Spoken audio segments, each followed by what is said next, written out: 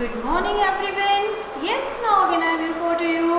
और आज पुनः हमारी हिंदी की ऑनलाइन क्लास में आप सभी का स्वागत है। तो प्यारे बच्चों, आप लोग घर पे स्वस्थ हैं और सुरक्षित हैं और निरंतर अपने अभ्यास को जारी रखे हुए हैं। इसी मंगल कामना के साथ मैं शालिनी खेड़े आज की हमारी ये कक्षा आरंभ करती हूँ। तो प्यारे बच्चों, आज की हमारी इस कक्षा में थोड़ा सा आपके लिए नयापन है। वो कैसे है? पहली बात, ये जो हमारी आज की कक्षा है यह हमारे कक्षा चौथी और कक्षा पाँचवीं दोनों कक्षा के छात्रों के लिए समान रूप से योगदान देगी, आप लोगों के ज्ञान में वृद्धि करेगी। आप लोगों को जो आगे बढ़ते हुए हम अपने व्याकरण में आए हैं वहाँ पर अब हमारा जो स्तर है, जो हमारा पड़ाव है वो एक जैसा हो गया है, तो वहाँ ये आपको हेल्प करेगी। तो आज हमारी यह कक्षा हमने अपने कक्षा चौथी और पाँचवीं के सभी छात्रों के लिए एक समान रूप से बनाई है। और चूँकि आप दोनों कक्षा के छात्रों का जो विषय है वह है निबंध लेखन। इसके पहले हम लोग ने अपने भाषा व्याकरण में जितने भी व्याकरण के मुख्य अंग थे उनका अध्ययन किया है। और हो सकता है कक्षा चौथी के जो छात्र हैं उनके पुस्तक में यह जो चैप्टर है निबंध लेखन वह पाठ 14 के रूप में दिया गया है, और कक्षा पाँचवीं के जो छात्र हैं उनकी व्याकरण पुस्तक में यह पाठ जो है वह पाठ 11 के रूप में दिया गया है। क्योंकि निबंध लेखन जो है वह व्याकरण का ही एक अंग है और व्याकरण की एक विधा है, तो उसमें ज़्यादा अंतर तो है नहीं। किसी भी कक्षा का यदि छात्र है, चाहे वह 4 का है या 5 का है, यदि वह भाषा के बारे में पढ़ रहा है, भाषा के आवश्यक जो अंग होते हैं उनके बारे में अगर हम पढ़ रहे हैं तो कहीं ना कहीं जाकर हम एक स्तर पर बराबर हो जाते हैं। हम लोगों ने इसके पहले पत्र लिखना सीखा। हाँ, आपके लिखने का जो तरीका है वो थोड़ा सा अलग हो सकता है। जिस तरह से कि हम भोजन करते हैं, एक साल का बच्चा भी भोजन करता है, 10 साल का बच्चा भी भोजन करता है और 12 साल का बच्चा भी भोजन करता है, लेकिन उनके आहार जो होता है उसकी मात्रा में अंतर होता है। एक नन्हा बच्चा जो है वो 1 चपाती खाता है या आधी चपाती खाता है, लेकिन अगर कक्षा 5 वर्ष का बच्चा है तो वो कम से कम 2 चपाती खाता है। उसी तरह अगर 10 वर्ष का या 12 वर्ष का बच्चा है तो उसे 3 चपातियों की आवश्यकता होती है, और हम अपना आहार उतना ही लेते हैं जितना कि हमारा शरीर उसे डाइजेस्ट कर सकता है।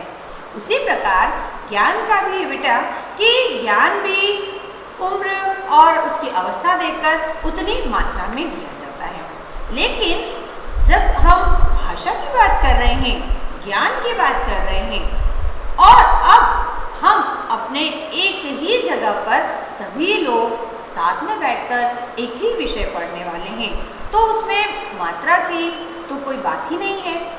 वो इसलिए नहीं है बेटा क्योंकि हम व्याकरण के अंग पढ़ रहे हैं। निबंध लेखन अंतिम तो नहीं कहेंगे क्योंकि इसके बाद में भाषा की विधाएं आरंभ हो जाती हैं, और यह भी एक तरह से भाषा की एक विधा ही है। इसके पहले हम लोगों ने अपनी जो पाठ्य पुस्तक थी उसमें भी निबंध लेखन के अंतर्गत कुछ पाठ पढ़े हैं। तो आखिर ये निबंध लेखन होता क्या है, निबंध किसे कहते हैं? क्योंकि निबंध लिखने के लिए जो आवश्यक बिंदु होते हैं वो सभी के लिए एक समान होते हैं।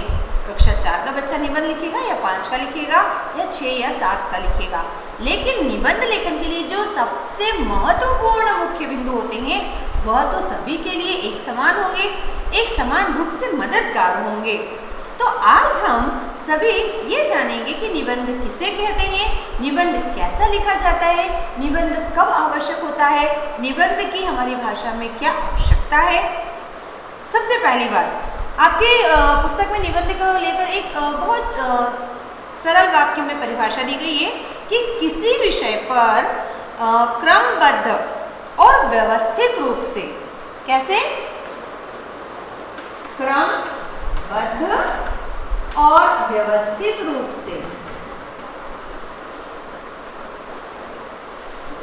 व्यवस्थित रूप से लिखी गई रचना को निबंध कहते हैं।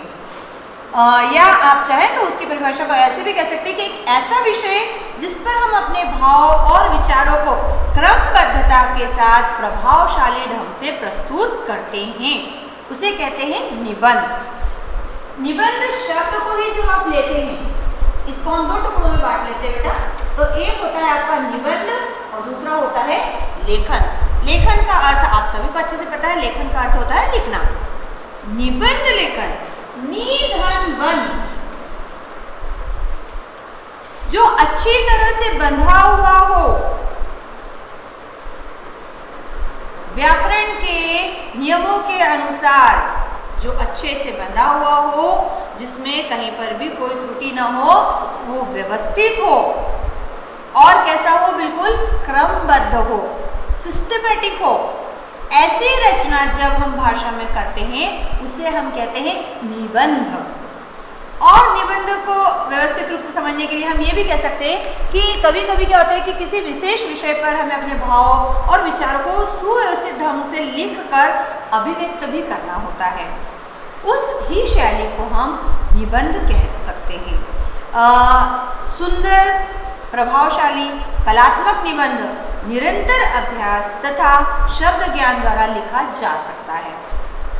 अब निबंध कैसे लिखा जा सकता है, तो उन्होंने हमें क्लियर किया है कि एक तो आपकी भाषा जो है वो कैसी हो, प्रभावशाली हो, कलात्मक हो। कलात्मक मतलब उसमें आपने अच्छे सुंदर सुंदर शब्द यदि प्रयोग किए हों, साथ ही आपका शब्द ज्ञान बहुत अच्छा हो। मैंने हमेशा से कहा है कि जहाँ पर हमारे व्याकरण के मुख्य अंग समाप्त होते हैं, जहाँ से आपके अनुच्छेद और आपका पत्र लेखन, जहाँ पर हमारा कौशल या कलाएं आरंभ होती हैं, जैसे पत्र लेखन एक कला है, अनुच्छेद लेखन एक कला है, इसके बाद में संवाद जो है वह एक कला है, कहानी लेखन जो है वह एक कला है। जहाँ से कलाएं आपकी प्रारंभ होती हैं, वहाँ पर आपको सबसे अधिक अगर किसी की आवश्यकता पड़ती है तो वो होता है आपका शब्द भंडार, आपका शब्द ज्ञान। आपके पास कितने अच्छे शब्द हैं भाषा से लिए हुए, या आपके द्वारा उसको अपने मन में समाये हुए, आपकी स्मृति में हिंदी भाषा के कितने अच्छे अच्छे शब्द हैं, कितने अच्छे मुहावरे आपने पढ़े हैं या जाने हैं, उनके आधार पर उनको प्रयोग करके ही आप भाषा की इन अलग अलग कलाओं में दक्ष हो सकते हैं। इस कला को निखारने के लिए एक तो हमें लगातार अभ्यास करने की आवश्यकता होती है। जब तक आप प्रैक्टिस नहीं करेंगे, आप ना तो सुंदर सा पत्र लिख पाएंगे, ना प्रभावशाली निबंध लिख पाएंगे, ना आपकी संवाद कला में इजाफा होगा और ना ही आपके अनुच्छेद लेखन में कोई चेंज आएगा। मैं फिर कह रही हूँ, जहाँ पर बात कला की आती है वहाँ पर हमें बहुत बहुत रिवीजन की ज़रूरत पड़ती है।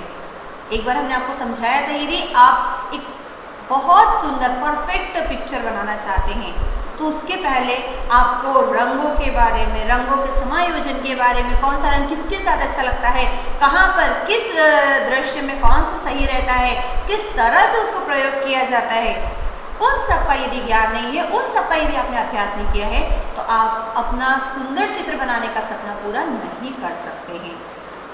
इसके पहले हमने अनुच्छेद लिखा था बेटा। बहुत सारे बच्चों को एक डाउट होता है, क्योंकि मैं फिर एक बार दोहरा दूँ, हमारे कक्षा 4 के बच्चे अभी 3 से 4 में आए हैं। हाँ, जो बच्चे कक्षा 5 में हैं वे लोग कक्षा 4 में भी निबंध से थोड़े से परिचित हो चुके होंगे, लेकिन पुनः एक बार हम उनका परिचय करवा देते हैं।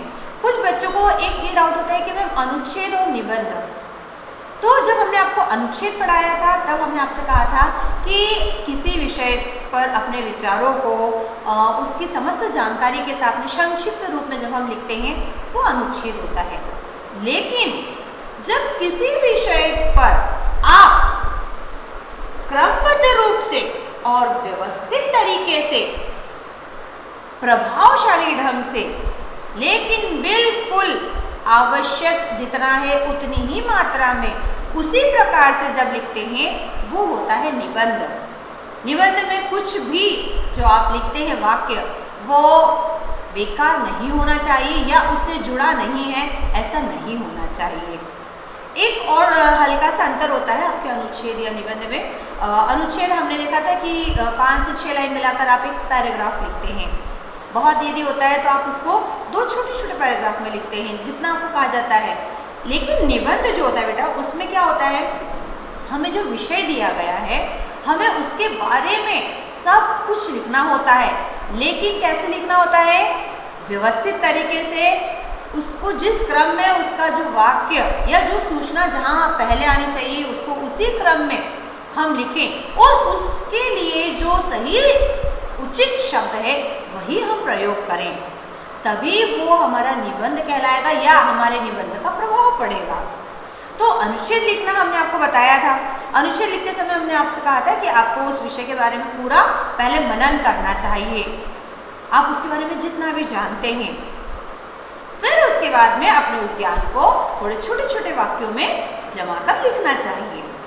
आज हम लोग ये जानेंगे कि निबंध लिखने के लिए हमें निबंध लिखने से पूर्व किन किन बातों को अच्छे से याद रखना चाहिए, ताकि जब हम अपना निबंध लिखना आरंभ करें तो हमारा निबंध जो है वो पढ़ने योग्य हो और दूसरों को पढ़ने में अच्छा लगे, सुरुचिकर हो और उसका इफेक्ट भी अच्छा हो।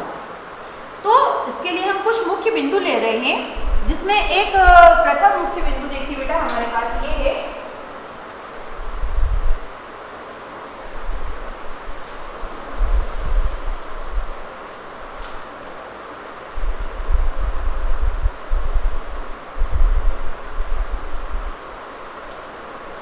कि निबंध लिखने से पूर्व संबंधित विषय का पर्याप्त ज्ञान होना चाहिए। क्या होना चाहिए? संबंधित विषय का पर्याप्त ज्ञान होना चाहिए। ऐसा क्यों? अगर आपको कोई विषय दिया है और उसके बारे में आपकी जानकारी ही अधूरी है, आपको पूरी तरह से उसके बारे में पता ही नहीं है, तो आप उसके ऊपर कैसे लिखोगे? कितना लिख पाओगे? 2 लाइन, 4 लाइन, 6 लाइन, 8 लाइन और उससे ज्यादा? क्योंकि हमारा जो ज्ञान भंडार है उसमें पर्याप्त ज्ञान है ही नहीं, तो हमारा निबंध शुरू होते ही समाप्त हो जाएगा। इसलिए आपको जब भी निबंध लेखन के लिए कोई विषय दिया जाता है तो हमें शांति से बैठ के आराम से पहले उस विषय के बारे में अपने आप मस्तिष्क में सोचना चाहिए कि ये विषय आखिर कहाँ कहाँ पर है या कहाँ से जुड़ा हुआ है, इससे संबंधित कौन कौन सी जानकारियाँ मेरे पास है, यानी आपके पूर्व ज्ञान में सम्मिलित है। जैसे कि मान लीजिए हमने कोई विषय लिया है राष्ट्रीय त्योहार या मेरा प्रिय त्योहार, ठीक है, हमने आपको बोला अपने प्रिय त्योहार के बारे में लिखिए। बच्चे बहुत जल्दी जल्दी बोलते हैं मैम दिवाली मेरा फेवरेट फेस्टिवल है, फिर एक बच्चा बोलता है मैम मुझे होली पसंद है। लेकिन जब बात आती है चलिए अपने प्रिय त्योहार के ऊपर निबंध लिखिए, तब क्या होता है? 2, 4, 5, 10 लाइन में वो खत्म हो जाता है। हम होली दिवाली मनाते हैं, लेकिन क्यों मनाते हैं, कैसे मनाते हैं, किस वजह से, कहाँ कहाँ पे होली मनाई जाती है, होली आरंभ कैसे हुई, होली क्यों मनाना चाहिए, होली नहीं मनाना चाहिए तो क्यों नहीं मनाना चाहिए? क्या हम सब इतने बिंदुओं पर सोचते हैं? नहीं, हमारे लिए बस इतना इम्पोर्टेंट है हमें होली पसंद है, होली आती है फागुन मास में और उस दिन रंग खेले जाते हैं, मैं बहुत सारे रंग लाता हूँ, पिचकारी से पानी खेलता हूँ और हो गया होली। तो ये निबंध नहीं है, यहाँ तक कि ये अनुच्छेद भी नहीं है, ये सिर्फ और सिर्फ 2 या 4 वाक्य हैं। यानी आपको अपने ही प्रिय त्योहार से जुड़ी हुई पूरी जानकारी है ही नहीं। कोई भी विषय हो बेटा उसका आदि और अंत होता ही है, यानी कि या तो वो कहाँ से आया है, उसकी कोई आवश्यकता होगी तभी तो वो विषय के रूप में चुना गया है, और उसी प्रकार उसका कुछ अंत भी होगा।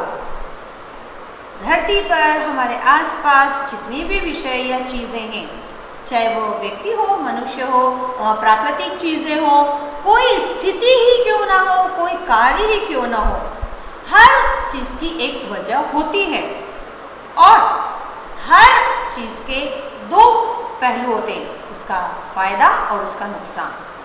जिस तरह होली मनाने के फ़ायदे भी हैं और होली मनाने के नुकसान भी होते हैं। चलिए, एक दूसरा विषय हमने ले लिया, मेरा प्रिय मित्र। अब आप कहेंगे मैम प्रिय मित्र, तो प्रिय मित्र होता है, प्रिय मित्र का क्या आदि और क्या अंत?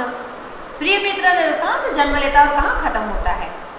क्यों नहीं, आज जो आपका प्रिय मित्र है, पहले वो भी आपका सिर्फ मित्र था, वो आपका प्रिय मित्र बना, तो आपको ये तो बताना होगा कि आखिर वो आपका प्रिय मित्र कैसे बना, आखिर क्यों बना, या आपने उसी को अपना प्रिय मित्र क्यों कहा?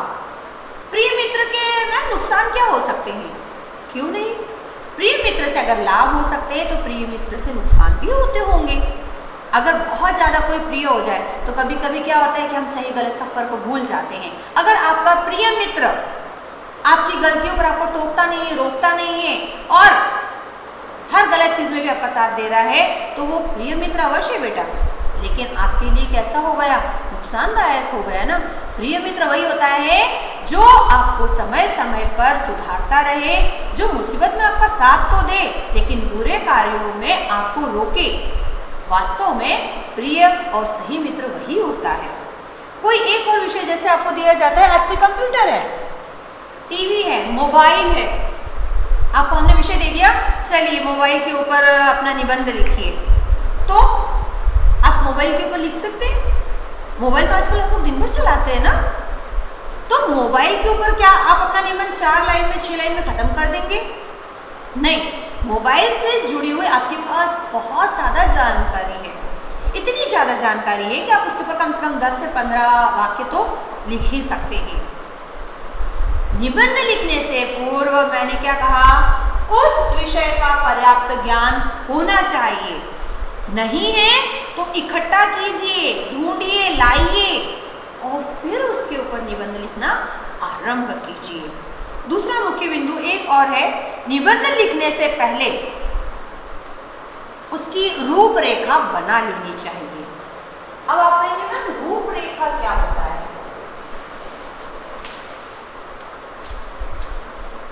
कोई बताएगा हमें रूपरेखा क्या होता है?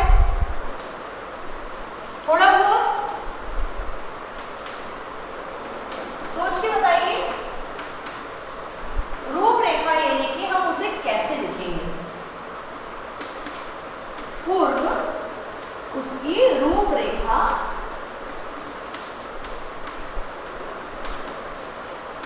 क्या करना चाहिए,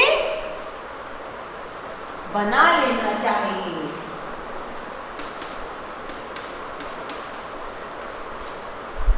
अब रूपरेखा कैसे बनाएंगे, कोई बता सकता है हमें? एक साधारण सी चीज है, यदि मैं कोई न्यू डिश बना रही हूँ बेटा, है ना, मम्मी ने मुझे ऑर्डर दिया, आज आपको क्या बनाना है, गुलाब जामुन बनाना है।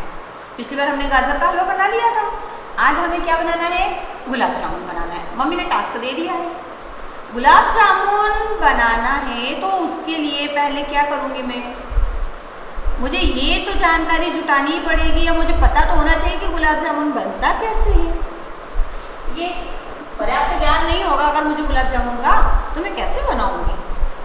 मुझे नहीं था, मैंने नेट पर से सर्च किया, दूसरों से पूछा क्यों कैसे बनता है, खाया तो है, बनता है वो नहीं मुझे पता। फिर मुझे जानकारी मिल गई कि हाँ उसमें थोड़ा सा खोया होता है, थोड़ा सा मैदा होता है, फिर शक्कर भी लगती है, चाशनी बनानी पड़ती है और फिर उसको तलना भी पड़ता है, फिर डीप फ्राई करके फिर उसको चाशनी में डुबोते हैं, तब जाके मेरी प्लेट में वो सुंदर सा गुलाब जामुन आता है। तो मैंने जानकारी हासिल करी, लेकिन अब मुझे बनाना है तो मुझे अपने माइंड में वो चीज़ें याद रखनी पड़ेगी। गुलाब जामुन बनाने से पहले मुझे क्या करना पड़ेगा, जो जो सामान चाहिए, इंग्रेडिएंट्स, वो सब मैं पहले कलेक्ट करूँगी, फिर वापस से उसकी रेसिपी को रिवाइंड करूँगी।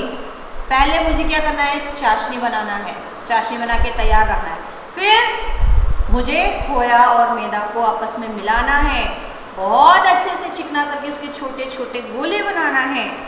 फिर मैं एक तरफ कढ़ाई में तेल या घी डालूंगी, फिर उन गोलों को उसमें तलूंगी, फिर जब वो तल जाएंगे तब उसको फिर मैं चाशनी डाल। ये सब प्लानिंग जो है वो मुझे बनानी होगी। उस प्लानिंग को ही हम लोग क्या कहते हैं बेटा? रूपरेखा। Is that clear? सबको बात समझ में आ रही है?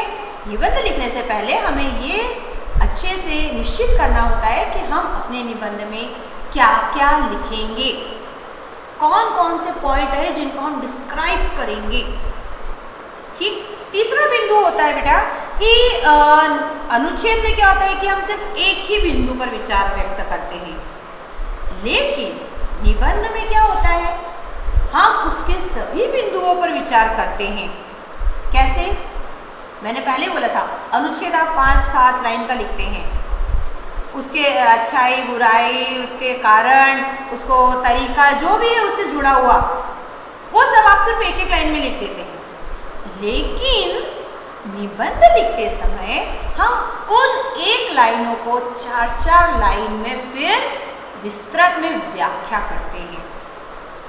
या आप ये भी कह सकते हैं कि हमें जब निबंध लिखना होता है बेटा, तो उसकी हर बारीक से बारीक चीज़, हर बारीक से बारीक बात का हमको ध्यान रखना होता है। ठीक है। फिर आपकी पुस्तक में देखिए एक और मुख्य बिंदु दिया है कि निबंध की भाषा कैसी होनी चाहिए? बहुत कठिन होनी चाहिए? निबंध की भाषा सरल होनी चाहिए, साथ ही कैसे होनी चाहिए? सुबोध, मतलब पढ़ने में आसान और रोचक। बहुत ज्यादा हार्ड होगा तो पढ़ने वालों को मजा नहीं आएगा, वो आधा निबंध पढ़ेगा और बाकी का छोड़ देगा। रोचक होने के साथ में प्रभावशाली होना चाहिए। और कैसे होनी चाहिए? स्पष्ट होनी चाहिए। स्पष्ट होने के साथ साथ कैसे होनी चाहिए? सरस होनी चाहिए। सरस कैसे बन सकती है? मतलब वाक्य को पढ़ें और हमें मजा आ जाए। इसके लिए आप क्या कर सकते हैं, उसमें छोटे छोटे मुहावरे भी यूज कर सकते हैं। ठीक है। तो सरस होनी चाहिए। आपके शब्द भंडार में, शब्द ज्ञान में जितने अच्छे वर्ड्स हैं वो सारे आप निबंध में प्रयोग कर सकते हैं। ठीक। अगला हमारा एक मुख्य बिंदु और है बेटा कि जब निबंध लिखा जाता है, जैसे आपको वो विषय दिया जाता है, टॉपिक, आपको उसके बारे में आपने सोचना शुरू कर दिया, सोचना शुरू करा, फिर उसके बारे में आपने अपने वाक्य बनाने शुरू कर दिए, फिर और लिखते लिखते खत्म होने लग गया, लेकिन वो निबंध जैसा दिख नहीं रहा। तब हम क्या करते हैं, और ज़्यादा गहराई से सोचते हैं कि और इसमें क्या हो सकता है, या इससे और कोई जुड़ी हुई बात जो मुझे पता नहीं हो लेकिन किन्हीं दूसरों को पता हो, उनसे मैं पूछ लूँ और उसको भी हम उसमें जोड़ सकते हैं। निबंध की एक और खासियत होती है बेटा कि संक्षिप्त होना चाहिए। कैसा होना चाहिए? संक्षिप्त हो, लेकिन वो बिल्कुल भी कैसा नहीं होना चाहिए, विस्तार वाला नहीं होना चाहिए, अनावश्यक। मैंने पहले कहा था उसमें फालतू कोई भी चीज जोड़ने की जरूरत नहीं है, विस्तार न हो। जितनी जरूरत है उस विषय से जुड़ी हुई, उस टॉपिक से संबंधित बस उतना ही लिखिए, ना तो उसके पहले ना उसके बाद का। हमने आपसे मित्र का पूछा और आप पूरी कक्षा का लिख रहे हैं तो भी सही नहीं है। मैंने आपसे मोबाइल का पूछा और आप टीवी का लिख रहे हैं। माना दोनों इलेक्ट्रॉनिक गैजेट्स हैं, पर टीवी अपनी जगह है, मोबाइल अपनी जगह है। टीवी ज़्यादा देखते हैं तब भी तकलीफ होती है, उसी तरह मोबाइल का ज़्यादा प्रयोग करना भी हमारे लिए हानिकारक है। लेकिन एक चीज़ और है, टीवी पर आजकल चैनल बदलने की सुविधा हो गई है, लेकिन टीवी पर कई चीज़ें जो होती है बेटा वे बहुत ज्ञानवर्धक भी होती हैं। उसमें भी एक चीज़ हो रही है, उसका स्क्रीन बड़ा होता है, आपकी आंखों को नुकसान कम होता है यदि आप उसको सिर्फ कुछ समय देखते हैं। लेकिन यदि आप मोबाइल को बहुत ज़्यादा, तो क्या यदि आपने आधे घंटे से ज़्यादा भी देख लिया बेटा, तो भी वो आपकी आंखों को बहुत नुकसान पहुंचाता है। तो हमें टीवी देखते समय क्या होता है, हम निगाहें इधर उधर घुमा सकते हैं, आंखों को आराम दे सकते हैं। लेकिन मोबाइल चलाते समय हमारे पास सुविधा है कि हम उसको 2 मिनट बंद कर सकते हैं, पर हम नहीं करते हैं। हम कंटिन्यू 2-3 घंटे बस मनपसंद आ रहा है, कई बार तो बस बच्चे खाना खाने के लिए मोबाइल लगा के बैठ जाते हैं, चल रहा है देख रहे हैं, उनको ये भी नहीं पता उन्होंने कितनी चपाती खा ली। दोनों चीज़ें जो हैं वो इलेक्ट्रॉनिक है, लेकिन दोनों के अपने फायदे और नुकसान हैं। तो आप इसका फायदा और नुकसान इसमें नहीं लिख सकते। जो जितना आवश्यक है संक्षिप्त, अनावश्यक उसको विस्तार नहीं देना है। जितना पूछा जाए बस उतना उससे जुड़ा हुआ ही लिखने की कोशिश करें। फिर एक और बिंदु आता है बेटा, हमारे निबंध लिखते समय जो हमको ध्यान रखना होता है कि आवश्यक स्थानों पर विराम चिन्ह का प्रयोग करें, है ना। लेखन के समय आवश्यक स्थानों पर क्या करना है, हमें विराम चिन्ह का प्रयोग करना है। विराम चिन्ह पहचानते हैं सभी?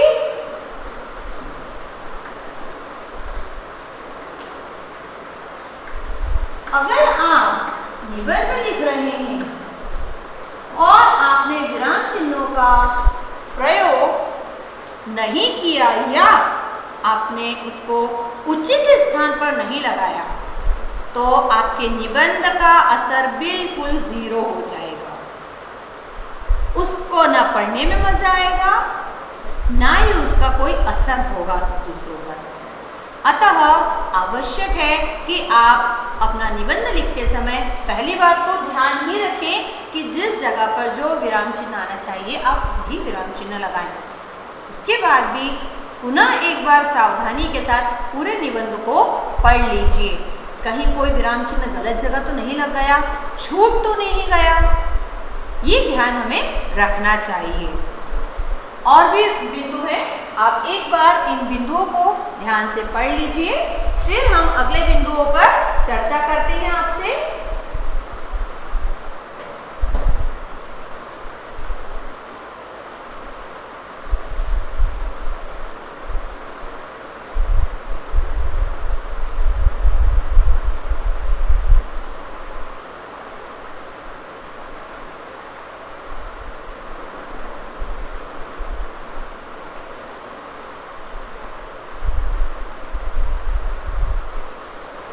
चलिए बच्चों, इसको हम और थोड़ा आगे विस्तार देते हैं निबंध लेखन के बिंदुओं को।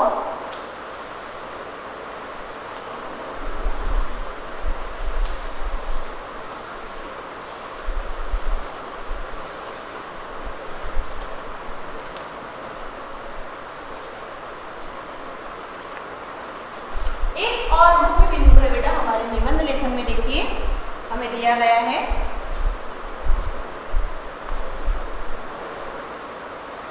कि जब भी आप निबंध लिखें तो एक और बात का ध्यान रखें। क्या हमारे वाक्य जो होते हैं ना, वाक्य छोटे एवं स्पष्ट,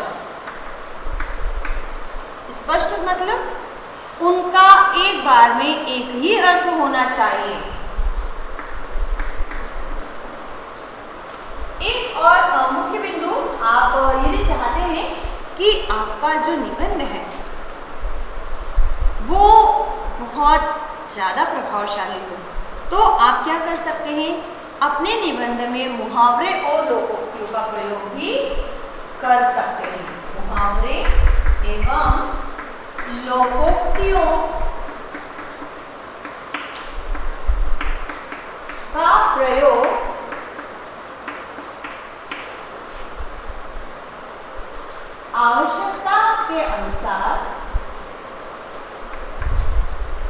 आवश्यकता अनुसार कर सकते हैं या करें।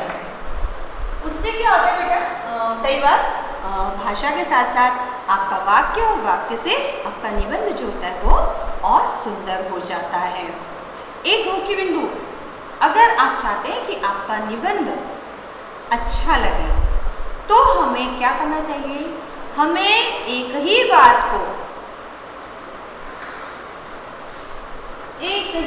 मतलब को बार बार नहीं दोहराना चाहिए, नहीं दोहराना चाहिए। नहीं तो क्या होगा, वाक्य की जो सरसता है निबंध की वो खत्म हो जाएगी।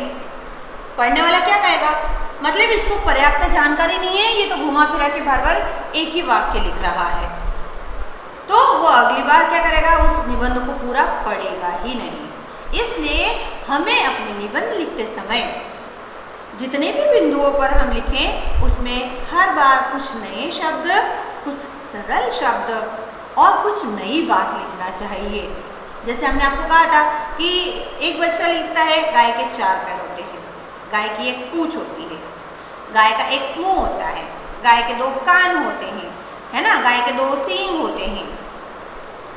अब इसको सरल रूप में हम कह सकते हैं कि गाय के शरीर में क्या क्या होता है। एक बार में आप लिख दीजिए 2 सींग, 2 कान और एक पूंछ होती है, 4 पैर होते हैं, 4 थन होते हैं। एक ही वाक्य में भी आप उसको ढंग से लिख सकते हैं। गाय काली होती है, गाय सफेद रंग की भी होती है, गाय चितकबरे रंग की भी होती है। वाक्य बढ़ाने के लिए ठीक है, पढ़ने में मजा नहीं आया, सिंपल लिखिए, गाय विभिन्न रंगों में पाई जाती है, इनफ है। हम अपने भाषा के द्वारा, अपने वाक्यों के द्वारा अपने निबंध को किस तरह और कितना प्रभावशाली या सुंदर बना सकते हैं वो हम पे डिपेंड करता है। तो इन बिंदुओं को यदि हम ध्यान रखते हैं तो मैं उम्मीद करती हूँ कि आपका निबंध वाकई में बहुत असरदार लिखाएगा आप जब उसको लिखेंगे, और हमें पढ़ने में भी आनंद आएगा। एक और छोटा सा बिंदु हम आपसे दोहराना चाहेंगे कि निबंध लिखते समय कठिन शब्दों के प्रयोग से बचना चाहिए। कठिन शब्दों के प्रयोग से बचना चाहिए। ऐसा क्यों करना चाहिए हमें? कठिन शब्दों के प्रयोग से हमें इसलिए बचना चाहिए क्योंकि आवश्यक नहीं है कि जो लोग उसे पढ़ रहे हैं उनका शब्द ज्ञान या उनका जो शब्द भंडार है वो भी उतनी ही अच्छी हो जितनी हमारी है। ये तो जरूरी नहीं है, हो सकता है उन्होंने वो शब्द नहीं पढ़े होंगे। तब क्या होगा? तब वो व्यक्ति उसकी इच्छा वहां से हट जाएगी और उसको वो पढ़ेगा ही नहीं। कितना हार्ड वर्ड्स है, मुझे इनका अंतर जो है, इनका अर्थ जो है वो मुझे पता ही नहीं है, तो मैं इसे क्यों पढूं? वो तो यही सोचेगा ना। इसलिए हमें अपना निबंध लिखते समय छोटे और सरल वाले जो शब्द होते हैं या जो वाक्य होते हैं वो प्रयोग करना चाहिए। कम से कम शब्दों में लिखने की प्रैक्टिस करें। एक और बिंदु होता है बेटा हमारे निबंध लेखन के लिए जो बहुत आवश्यक है कि हमारे पास अपने उस विषय का जिस पर हमें लिखना है उसका विस्तृत ज्ञान होना चाहिए। मैंने पहले ही वाक्य में दोहराया था कि अगर आपके पास उसका पर्याप्त ज्ञान नहीं है तो आप कहीं से भी अपने आसपास के लोगों से, वातावरण से, या आजकल आपके पास गूगल है, वहाँ से भी आप उस विषय की पर्याप्त जानकारी प्राप्त कर सकते हैं। फिर उस जानकारी को अपने शब्दों में आप व्यवस्थित रूप से लिखने की कोशिश करें। निबंध लेखन के लिए अगर आपको परफेक्ट बनना है तो उसके लिए आपको एक ही बिंदु ध्यान रखना पड़ेगा। क्या?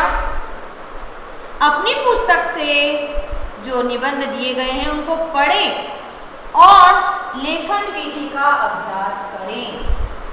क्या करें? अभ्यास करके लेखन सुधार कर सकते हैं, है ना। नए नए जो होते हैं उनको एकदम से परफेक्ट निबंध लिखना नहीं आता है, तो आप क्या करेंगे? आपकी पुस्तक में जो पहले से आपको निबंध दिए गए हैं बेटा, आप उनको पढ़कर फिर आप उसमें अपना विषय बदल लीजिए और उसके ऊपर वैसा ही निबंध लिखने की कोशिश करते रहिए। कोई दिन तो ऐसा आएगा जब हम बहुत अच्छा निबंध लिखेंगे। और सबसे मुख्य बात, वर्तनी संबंधी जो अशुद्धियाँ होती हैं उनका ध्यान रखें और कम से कम करें। आप निबंध लिखने के बाद में एक बार उसको पूरा अच्छे से पढ़िए। जहाँ आपको ऐसा लगता है कि यहाँ पर वर्तनी संबंधी अशुद्धि आ रही है, उसको तुरंत वहाँ पर शुद्ध कर लीजिए। क्यों? मैंने आपको गाय के बारे में लिखने को बोला, आपने मान लीजिए वाक्य तो गाय के बारे में लिखे, लेकिन हर वाक्य के अंत में जो लिंग या क्रिया है वो आपने पुल्लिंग की यूज कर ली। तब क्या होगा? लिखा आपने सही है, शायद शब्द भी चुने, लेकिन वर्तनी संबंधी अशुद्धि होने की वजह से आपका पूरा निबंध जो है वो बेकार हो जाएगा। तो प्यारे बच्चों, आप इन मुख्य बिंदुओं को ध्यान में रखकर फिर निबंध लिखने का आरंभ करें। चूँकि हम निबंध इसलिए नहीं लिख रहे, आपकी पुस्तक में काफ़ी सारे निबंध दिए हैं, जैसे कक्षा चौथी में कंप्यूटर है, आपका बाल दिवस के ऊपर दिया गया है, व्यायाम के लाभ दिए हैं, क्रिसमस के बारे में दिया है। निबंध पढ़कर याद रखने वाली चीज़ नहीं है। निबंध आपके स्वविवेक, आपके स्वज्ञान से लिखी हुई रचना होती है बेटा। निबंध आपके पास कितना ज्ञान है, कितना शब्द भंडार है, उसको दिखाने का एक जरिया है।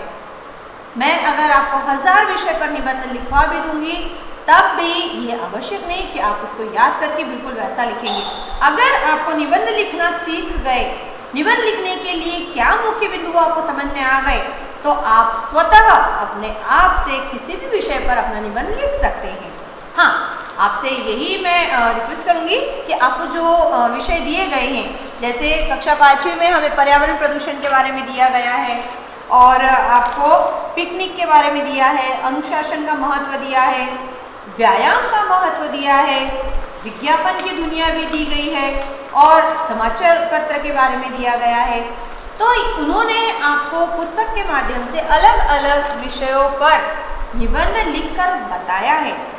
इन निबंध को पढ़कर बार बार इनका अभ्यास करके आप दिए गए जो अन्य विषय हैं उन पर भी अपना निबंध लिख सकते हैं। और इसके लिए आगे हम और कक्षा लेंगे या हम इस पर आपसे विस्तृत बात करेंगे। किंतु आज हमारे निबंध लेखन के लिए जो आवश्यक बिंदु थे उसके साथ हमने ये चर्चा यहाँ पर आज समाप्त की है। तो प्यारे बच्चों, उम्मीद करती हूँ कि आप निबंध लिखना थोड़ा बहुत समझ गए होंगे। मैं ये नहीं कह रही हूँ कि आपको निबंध लिखना आ गया है, मगर निबंध कैसे लिखा जाता है ये बिंदु आपको क्लियर हो गए होंगे। तो अगली बार हम लोग फिर से ये इसी कार्य को आगे बढ़ाएंगे, और अगर कोशिश होगी तो हम कुछ विषय लेकर उन पर अलग अलग बिंदुओं पर चर्चा करके उन पर निबंध लेखन का कार्य आरंभ करेंगे। तो प्यारे बच्चों, आज की ये कक्षा यहीं समाप्त होती है। उम्मीद करती हूँ कि मेरे दोनों कक्षा के छात्रों को यह विषय समझ में आया होगा। तो आज के लिए इतना ही। धन्यवाद। Bye bye.